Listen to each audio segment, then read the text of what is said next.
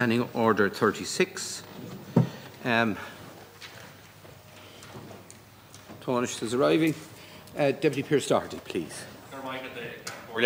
Agus a chánaiste tá sé seart mí an haine ó thugan tíise na a bhí sin áras leinte gealtanas. Ná mé éon poiste ag fanart níos buidir na ceir bhí le haid manlaíocht scoliosis a deirtha síl sacu. Bhí an gealta sin breiste ríiste agus a ríiste agus theasa go inis ná bhfuil an airgad a choirúir foiil is i bblion neamhíle sa fihe dó caite honniad a seacadú chipile is seár an rialtas is é scanne le a ligin síos poisi agus ag foigal iad a bían. Tánaiste in 2017, the Taoiseach Simon Harris made a commitment that no child would be waiting longer than 4 months for life-changing scoliosis surgery. That promise was broken over and over again. In February 2022, the Minister for Health, Stephen Donnelly, he doubled down on the Taoiseach's broken promise. He made the same commitment that children would not wait more than 4 months for this surgery, and he provided €19 million to Children's Health Ireland to achieve that. This was also another broken promise, Tánaiste. Immediately, both parents and patient advocates had serious concerns that Children's Health Ireland intended to spend this money differently from the purposes that was allocated to them.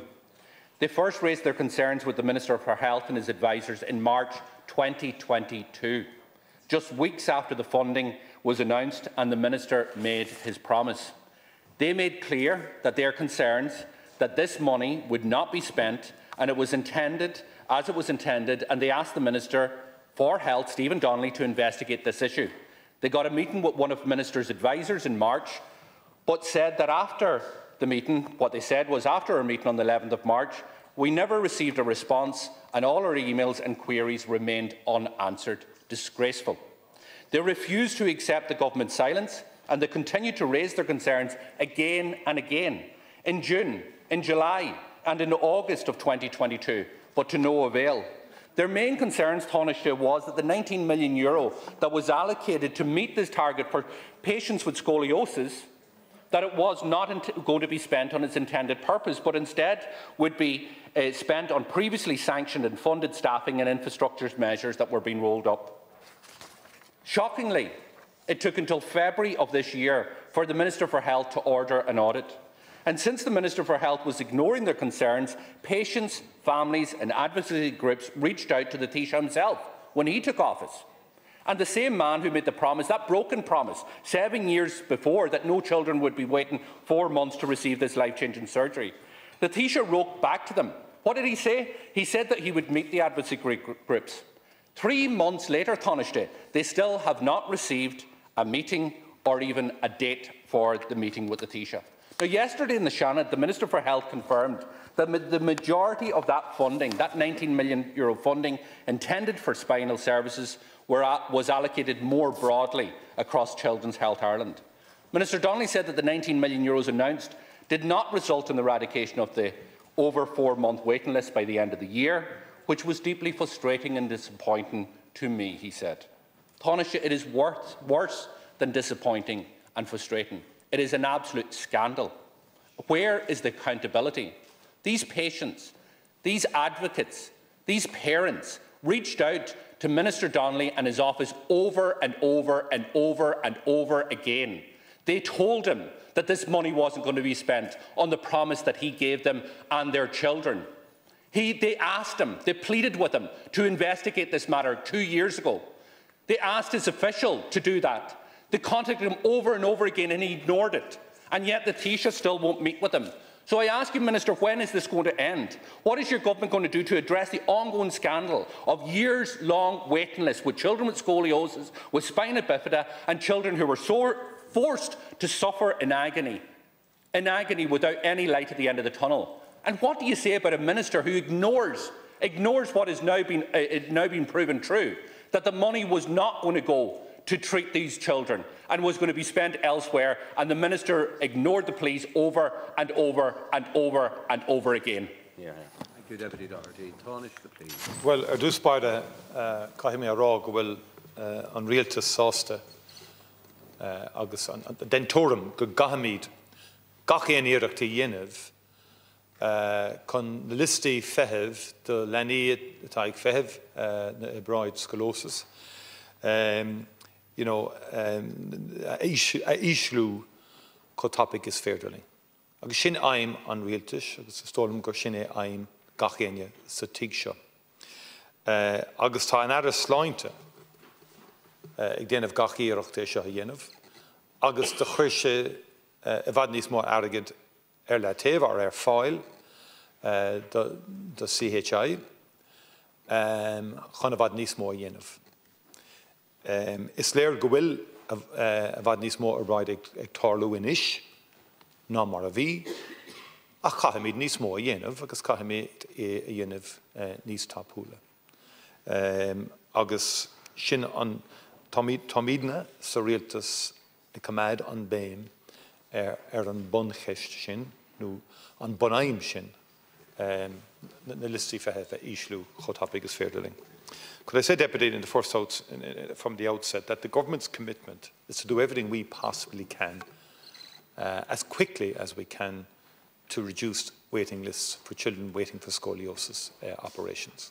That's what the families and the children above all deserve and require. And as far as I'm concerned, and as far as the Minister is concerned, we will continue to do that. And the allocation of 19 million in funding to CHI was genuinely allocated with a view to significantly reducing those lists. Now, activity levels have gone up significantly in the last number of years in respect of spinal procedures, compared to, say, 2019 or 2018, up 34% in 22, up 22%. But that's not enough for those who are still waiting. And there's been a reduction in 2023, and now there's about 70 waiting over 4 months for operations. And that's not satisfactory. I acknowledge that. And there have been issues within the service, as we know, which has unexpected, but which also affected capacities. The 19 million has been spent. I think it's important to say the 19 million has been allocated, both current and capital, and has facilitated the recruitment of more than 200 additional clinicians, a new 5th operating theatre in Temple Street, a new 2nd MRI facility for Crumlin, and approximately 20 additional hospital beds and additional resources for Kappa. And now those resources were to be used for spinal, and there was a reference in the allocation to other services also, but it was primarily for children's spinal services. And the CHI informed the Minister that this plan would, by the end of 2022, reduce to 0 the number of children waiting over 4 months. That's what CHI said to the Minister. And the Minister funded the plan on that basis. And the investment did result in the increased number of surgeries performed. The reduction in the waiting list fall was modest and nowhere near what was promised at that stage. So the Minister did engage in 2023, unlike what you're saying. He didn't ignore, and he did engage directly with spinal surgeons, with advocacy groups, and it was then clear that additional resources from the 90 million had been allocated far wider than just children's spinal or even children's orthopaedic services. And then he asked the Minister, he then asked the department to ascertain exactly how the resources were being allocated across different services. Unfortunately, CHI did not provide this information, and the Minister raised the issue with CHI board, but that wasn't resolved either. And then the Minister asked the HSE's CEO to send in the HSE's internal auditors to get this information, and that work is nearing completion. However, based on ongoing detailed engagement between the Minister and CHI's new interim CEO and spinal clinical lead, Mr David Moore, it's clear that the majority of the additional resources were not being ring-fenced for the intended government purpose. Deputy Doherty. Minister, I'm not sure if you just listed out a list of incompetences from the, in terms of the Minister for Health. Let's just boil this down to what happened. The Minister for Health was told by CHI that if you give us €19 million, we will reduce the waiting list by 4 months. Nobody will wait for more than 4 months. The Minister gave them the money. Within weeks, the parents and the advocates were telling the Minister's office that this money isn't going where it's needed. They were begging him to investigate this. They had a formal meeting. They followed up with emails. March, July, June, July, August. Not me. They're saying they got no response. And when did the Minister carry out an audit? He carries out an audit in 2024, 2 years later. Within weeks, the flags were going up. Within weeks, the parents knew. And the parents have enough on their plate. Parents and families came from right across the state to outside the Dáil. They came here in February, they told us they told us the pain, they told us the hurt, they told us about patients in my constituency who need these surgeries. Now, the Minister allocated the money. Fair play, he allocated the money. But the money didn't go where it was needed. And he was told, he was begged, he was pleaded with over and over again. I have the emails. And he did nothing. Or if you did something, it was completely ineffective. Because 2 years later, you still don't know where this money has gone. And the problem is these parents who warned you back in March of 2022 that this money wasn't going to be spent in the place. If we have a competent Minister for Health, you go in and you say, you told me you needed 19 million, I gave you 19 million, make sure that it is spent in the area. It is not acceptable that we're in this position today and the Minister still doesn't know where that money went. Deputy, an audit by definition happens after a particular programme of action has taken place. You can't audit something within 3 weeks of the money being allocated. That doesn't make any sense. And that's what you're suggesting. That doesn't make any sense, okay? And the whole idea of auditors going in is just, if money has been spent, therefore you want to go in and you want to diligently, in a detailed way, find out, well, where was the money spent? No, we do know that additional 200 clinicians and so on was appointed. There's a 5th theatre there. So that's not all not directed to scoliosis. Some of that, of course, is quite a significant number of that will be of benefit to scoliosis payments. And there have been other issues within the scoliosis world as well, as we know, which has impacted, which you haven't referenced, but we all know that's currently, unfortunately, the situation. And there are issues, I think, in respect to the CHI's oversight of this also. Okay, but you can't interrogate those issues, Deputy, without having a comprehensive audit in terms of facts. You can't do that 3 weeks in. And what I would say is that Deputy. What the most important issue for us now is through existing capacities within CHI and the hospitals and whatever other means in terms of external work as well, to get these lists down as quickly as we possibly can. The Minister sat in his hand for 2 years. Cairns, please. Total misrepresentation. No.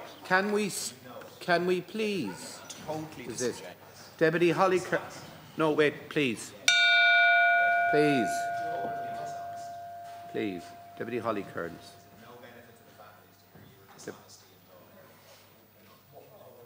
Please, Minister, can we, Minister? Minister. We've met them many times. Come here. If people want to have a private discussion about this, have it outside, please, not here. We've a programme to follow. Deputy Holly Cairns. It's on the record, not my words. Look, Deputy Holly Cairns, please. Taoiseach, everyone in this House agrees that sexual and gender-based violence is an epidemic. No part of society or sector is immune, and we all know that tackling it and eradicating it isn't easy. But sometimes it seems like the state isn't even trying. Take, for instance, what's happening in the Defence Forces. We know that 68 members of the Defence Forces have either been convicted of crimes or are before the courts charged with criminal offences. It is bizarre that we need to appoint a senior counsel to tell us that Defence Forces personnel who are convicted of serious crimes like sexual offences should not be serving. But that is apparently what the government is proposing to do. That's not an approach that screams zero tolerance. But the reality is we don't see much in the way of zero tolerance outside of it just being a slogan. It's hard to find evidence of a zero tolerance approach anywhere. We learned this week that a Dublin taxi driver, Raymond Shorten, convicted of raping 2 young women, had previous convictions for sexual offences. One of his victims said she thought she would be safe when she hailed a taxi. That's what we're told is the safe option. The reality was she had gotten into a vehicle being driven by a serial predator. Why did he have a taxi licence? Why didn't the regulator act? How many other taxi drivers have similar convictions? Do we even know? At least the regulator, the National Transport Authority, actually has powers to disqualify taxi drivers convicted of serious crimes. The question is the NTA using them, or do those powers need to be enhanced? This isn't the case in other professions.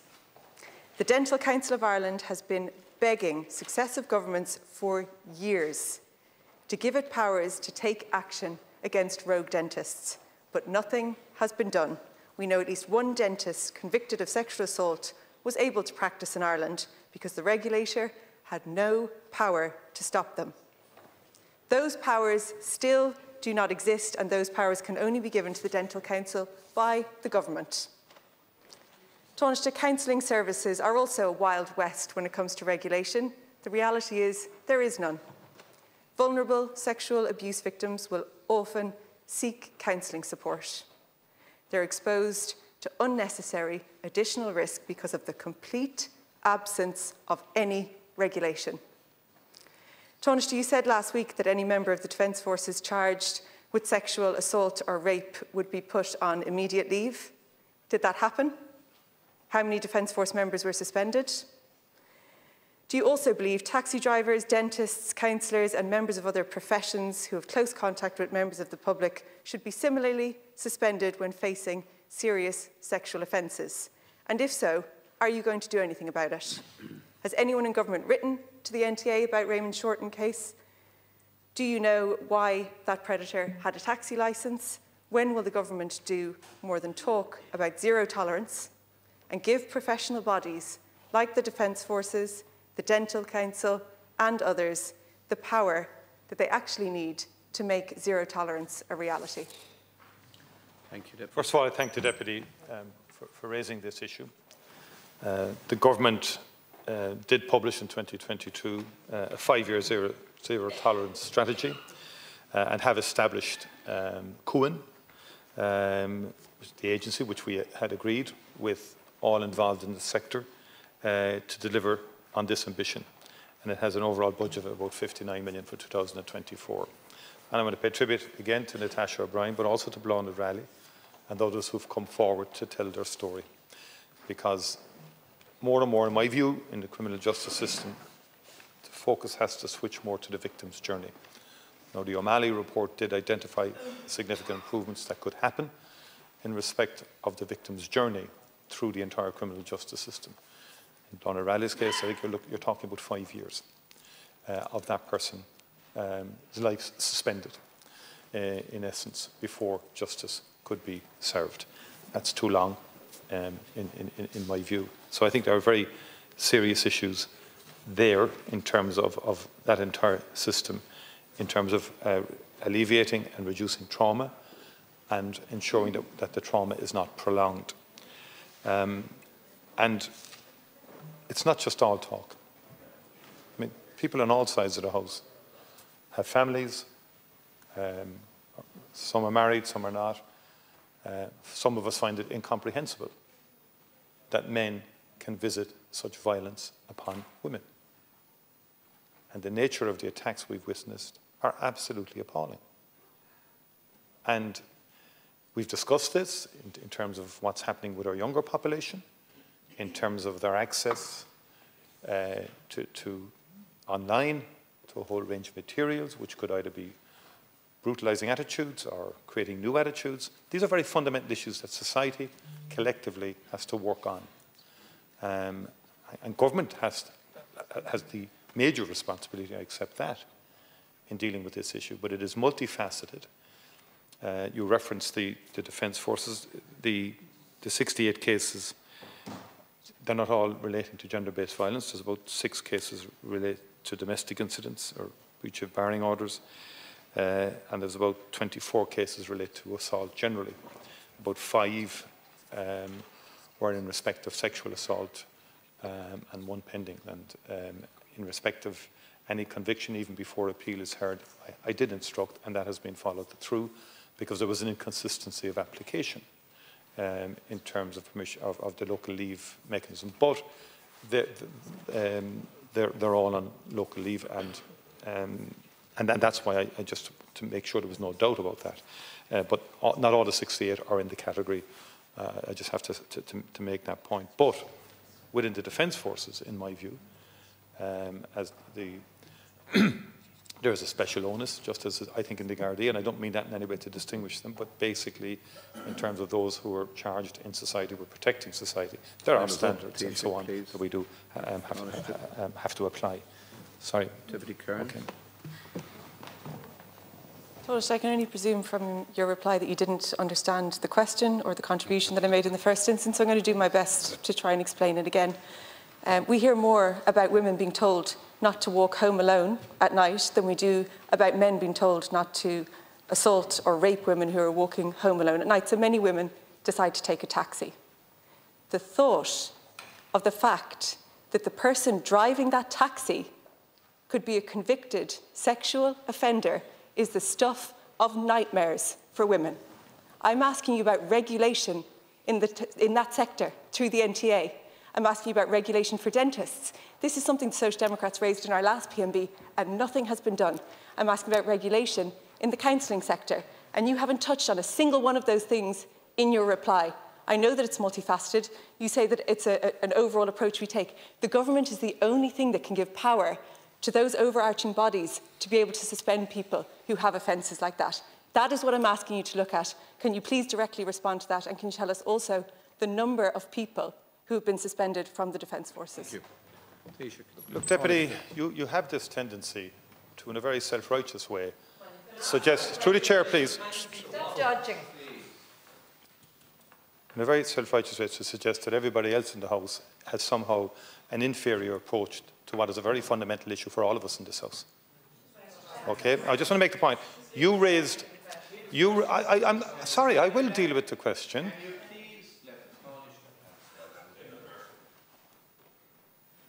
You raised the Defence Forces, Deputy. I answered on the Defence Forces. You raised, in terms of... You said that it was all talk on this side of the House. I just made a response which I was entitled to make, that it's not all talk.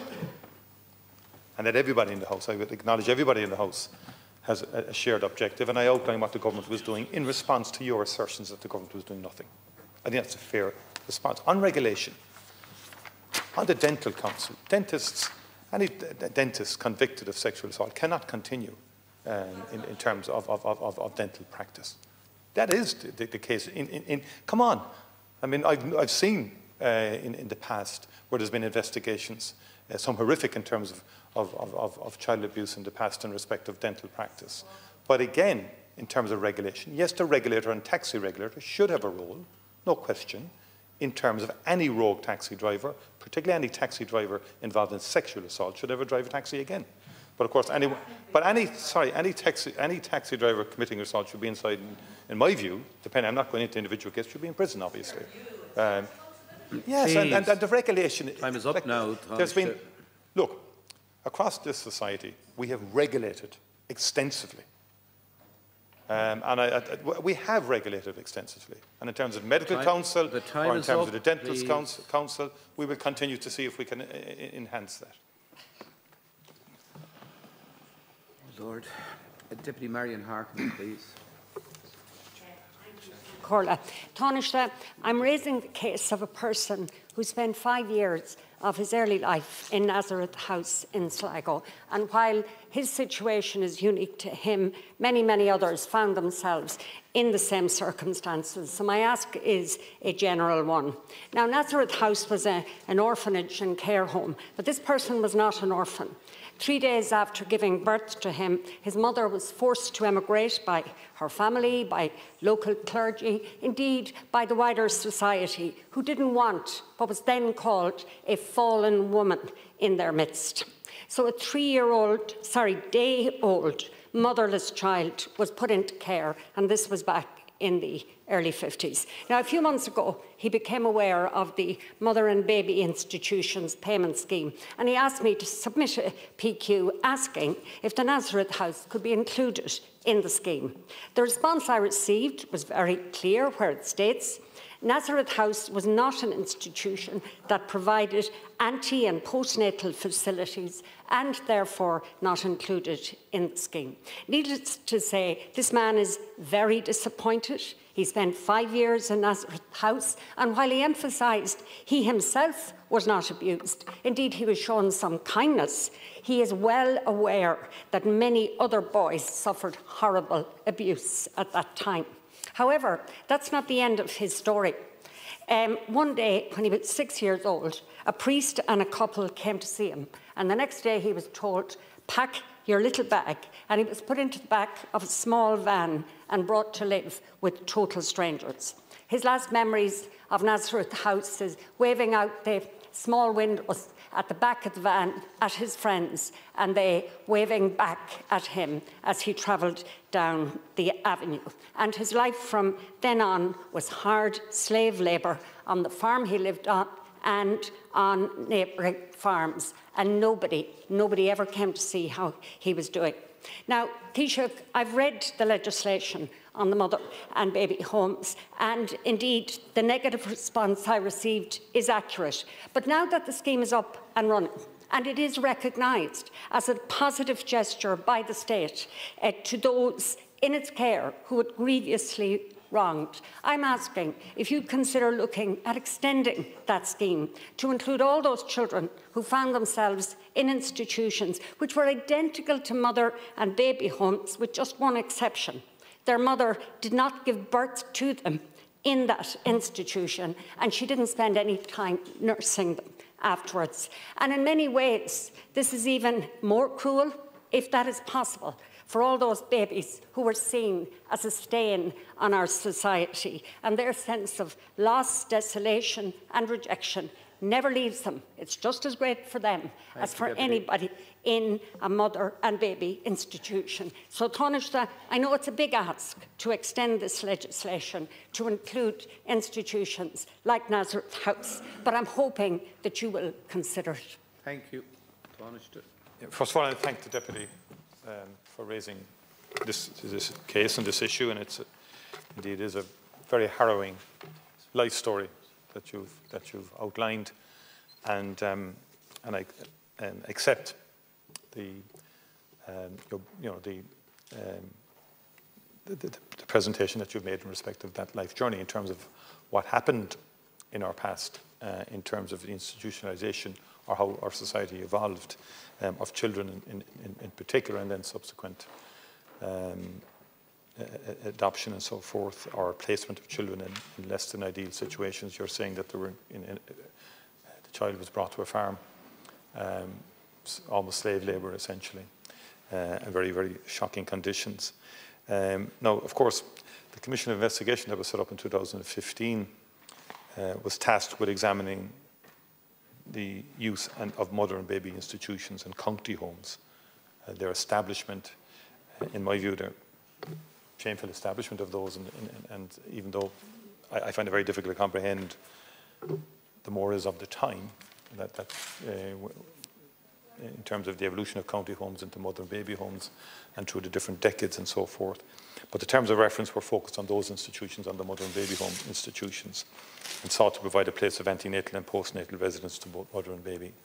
So that was the remit of the Commission.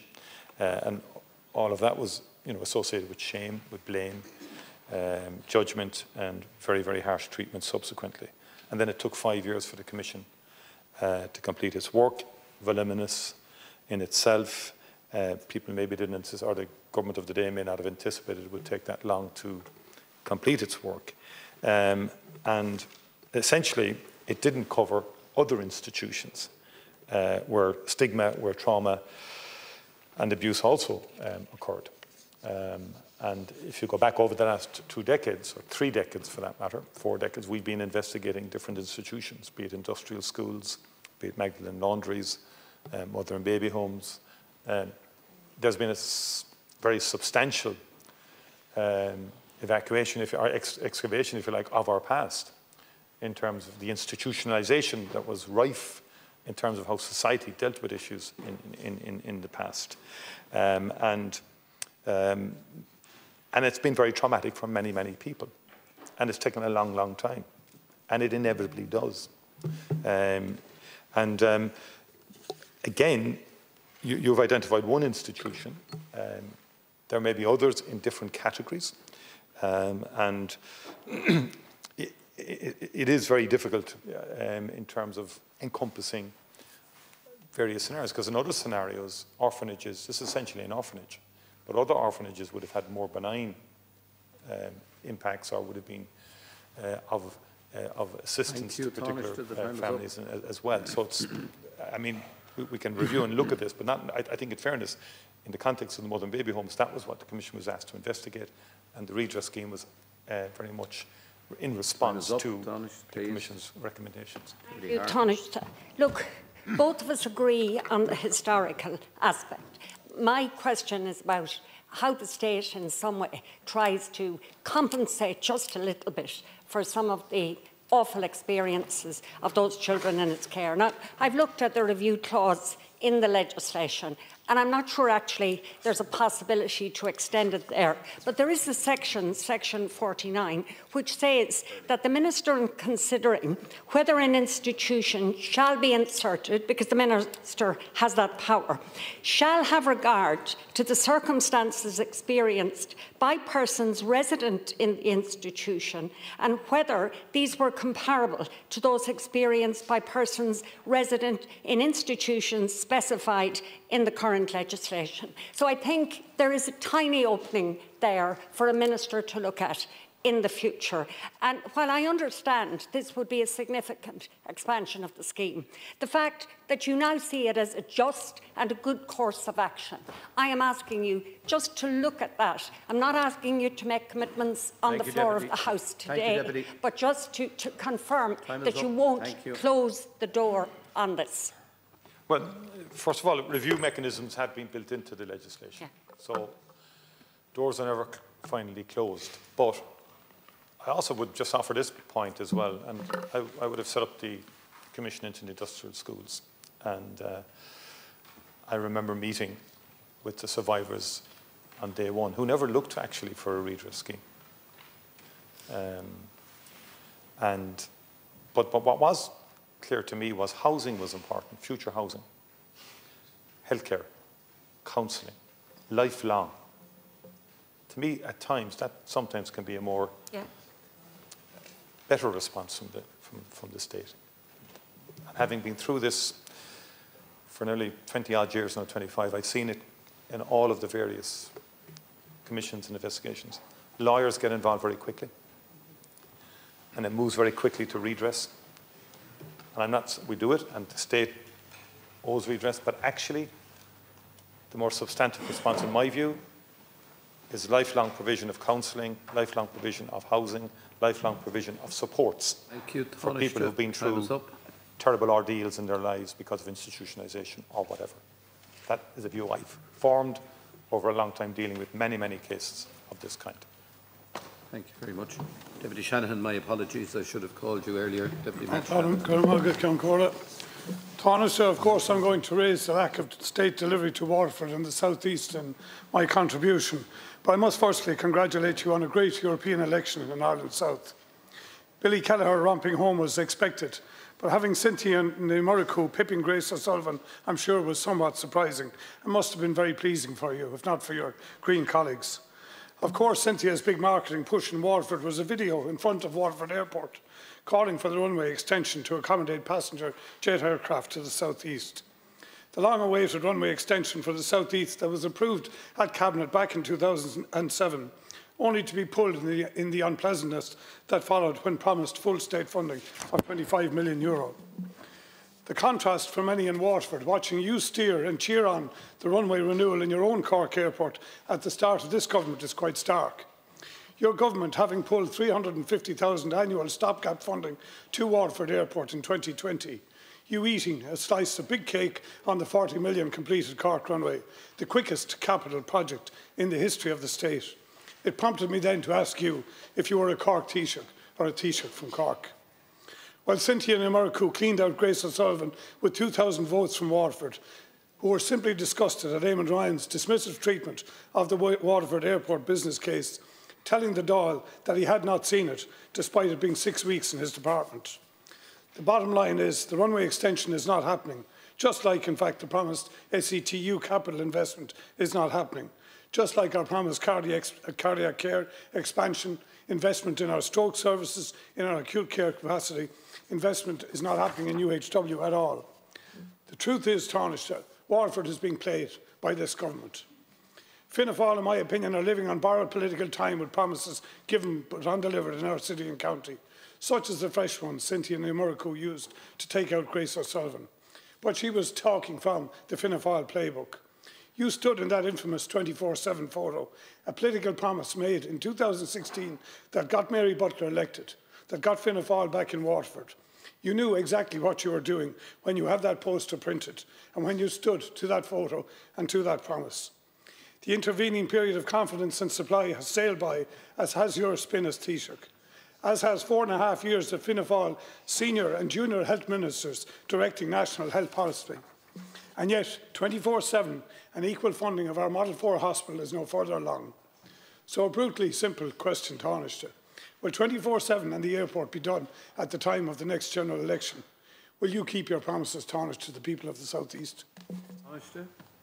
Shanahan, I've listened to the same leaders' questions from you now for 4 years, and I don't think you're being fair in your description of either the economic, educational or health development and expansion in Waterford. Waterford's, in terms of employment, been very strong employment across the South East, up 26%. We're in an era of full employment. Enterprise Ireland client companies across Waterford, Wexford and Kilkenny doing extremely well. Local enterprise office, again, very strong budget. Foreign direct investment up 25% in terms of IDA clients increasing, with 86 IDA client companies employing 15,000 people in the South East. The North Quays project represented a government approval of 170 million investment in Waterford's North Quays. You just ignore that. Every time you have leaders, you just ignore that. Government, you say, have no commitment to Waterford. And ground, over a year now, ground was broken on that North Quays project, which I think is a very significant project in terms of regeneration of Waterford itself. The Irish Rail are investing in Waterford, the Technological University of the South East. I remember in the beginning of government, you raising that issue. It's been an ongoing issue. That has been established. And the government announced on the 9th of November last year the approval of the purchase of the Waterford Crystal site. And final contracts to purchase 20.3 acres of that 37-acre site were signed in the 20th of November 2023. That will allow real expansion of the Waterford activities. I can recall you saying to me, oh, it'll lose out to Carlow or it'll lose out somewhere else. It's expanding, Deputy. It's growing. And it has grown ever since I bought the land for Waterford Technological College at the time, and so forth. And schools across Waterford getting higher investment. Staffing at the hospital, by the way, has gone up 44% since 2019. That's 841 extra people working in the hospital, from about 1949 to 2805. 47 more consultants, 100 more non-consultant hospital doctors, 370 more nurses and midwives, as well as 123 more health and social care professionals. In 2019, Waterford University Hospital had a budget of 201 million. In 2024, that's now 290 million, Deputy. And that's an 89 million increase in the budget to Waterford. And you also know that the opening hours for the first cath lab were extended 8 AM to 8 PM, Monday to Friday, since in September of 2022. And in 2024, in terms of pay and so on and provision, 22 staff in total to complement existing services and to extend the opening hours of the cardiac cath lab. And there's the ongoing review. In terms of the airport, back in 2019, approval had been given in principle of an expression of support for an expansion proposal at Waterford Airport. And Minister Lawless is very open to the presentations that have been made. There's a proposal, and I can come back to it. I'll come back to it in the supplementary. Sorry. Taoiseach, I don't want to accuse you of living in a parallel universe when it comes to Waterford and reading out these statements, but they don't actually reflect the reality of the situation.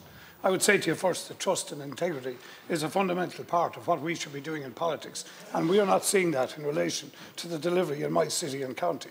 So just to go back to you, maybe the next day I'll come in here, I'll bring in all of the figures for all of the acute Model 4s, and you will see a similar rise and a similar amount of headcount, all of that because the health budget has moved on. That is not unique to Waterford, and we still remain the lowest funded Model 4 in the country. And I would point out to you, it is a year since Minister Donnelly, sitting beside you, came to Waterford and announced that the 7-day cardiac expansion would begin at the end of last year. And it is 6 months since Minister Butler said recruitment would begin in January of this year.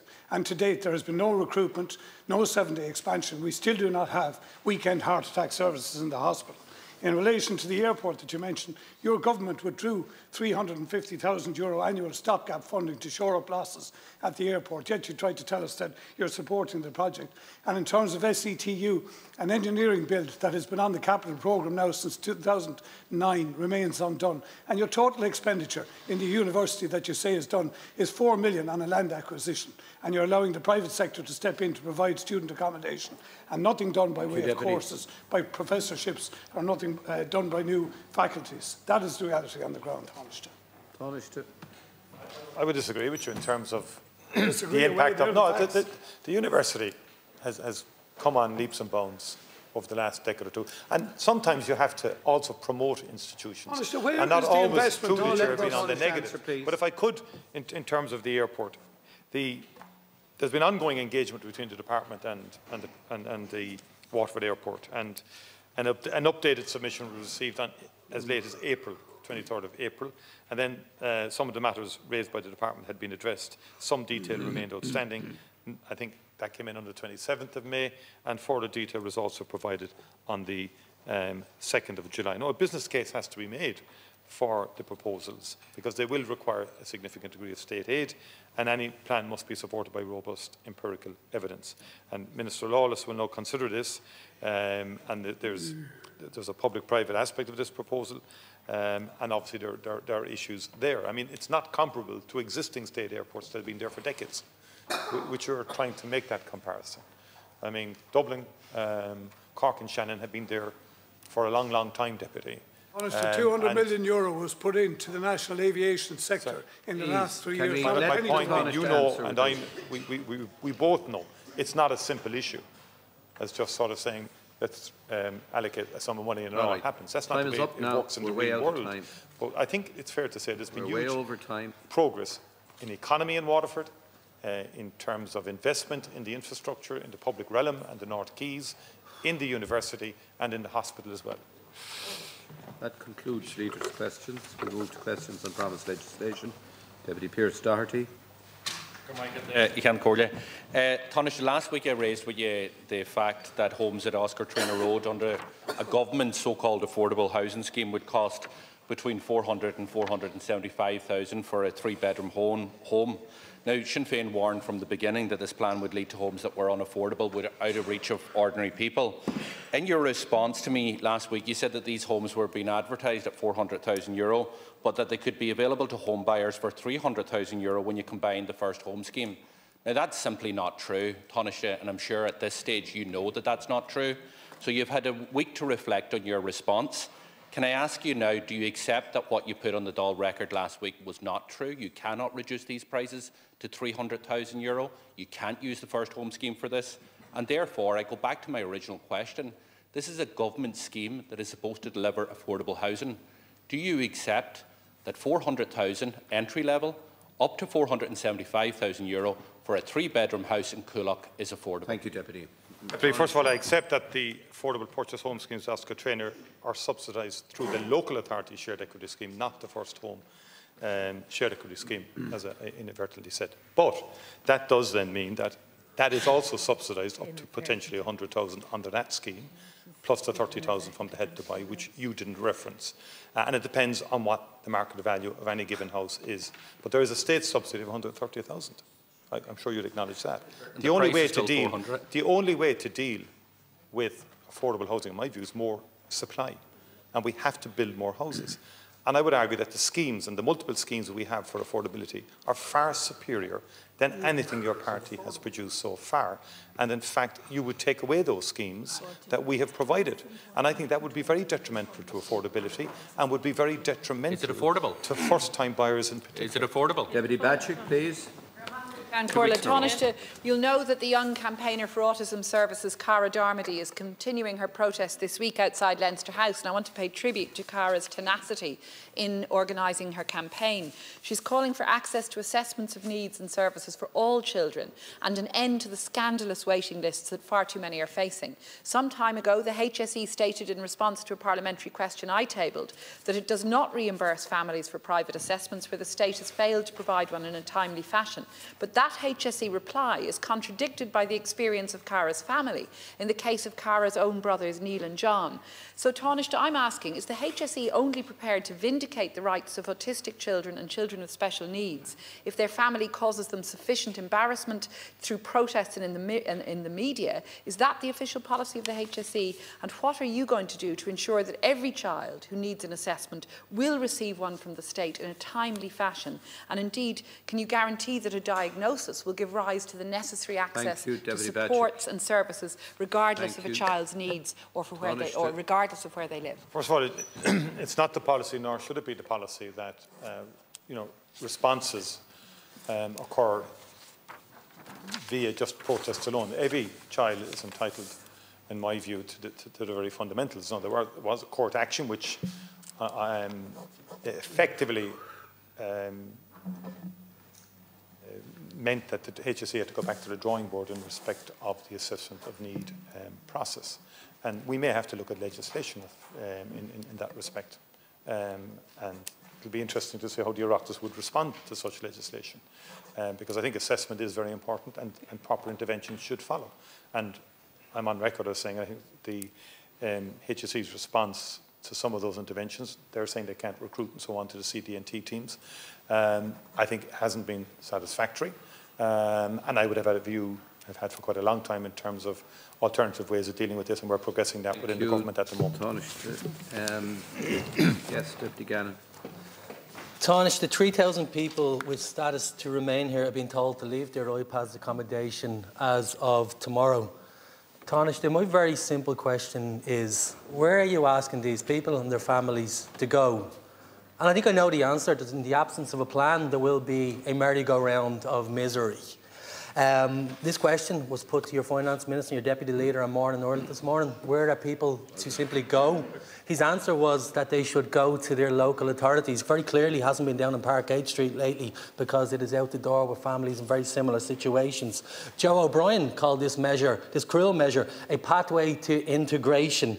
Taoiseach, if this actually happens, what you're risking here is to destroy the cohesion that's being built up by civic societies who've had to step up in the absence of a government plan over the last 18 months, helping families such as those in East Wall, for example, to get involved in the sports clubs, to be in the schools. And what you're proposing now is to move one cohort of very vulnerable people away from the services that they built around themselves and bring another cohort in and start the misery again. Please do not do this. Stop that cruelty.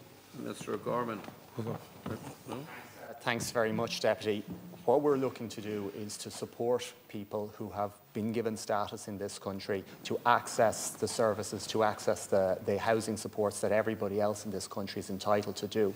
And that's why we've put in very significant resources over the last number of years, working with housing NGOs to put in place officers who are directly engaging with people who have status and who are now entitled to use HAP to be on social housing lists. And we've had very significant success in that. Over already last year, 2,000 people were able to move on from being in international protection accommodation to independent living, and that is ultimately what we are looking to secure for people who have been in the international protection system, who have been granted status and now want to be able to move on with their lives outside of an IPAS accommodation centre. Thank you, Minister. Deputy Paul Murphy. Deputy Paul Murphy.